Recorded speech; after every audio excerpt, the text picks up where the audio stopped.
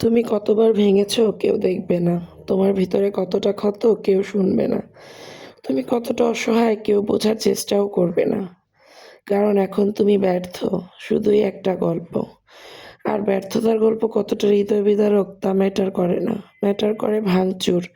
শেষে তুমি কতটা শক্ত, দেয়ালে পিঠ থেকে গেলে ঘুরে দাঁড়ানোর গল্প, পড়ে যাওয়ার পরও উঠে দাঁড়ানোর গল্প, আর কতটা পথ পেরোলে কতটা সফল হলে।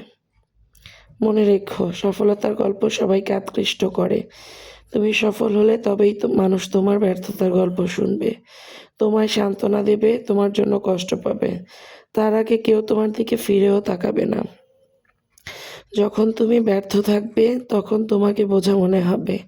যখন তুমি সফল হবে ঠিক সেই ব্যর্থতার গল্পই মানুষ তখন শোনার জন্য তোমার পিছন পিছন ঘুরবে।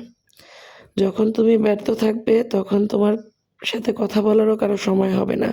কিন্তু যখন সফল হবে মানুষ তখন তোমার পিছন পিছন ঘুরবে একটু কথা শোনার জন্য। তাই মানুষকে চিনতে শেখো।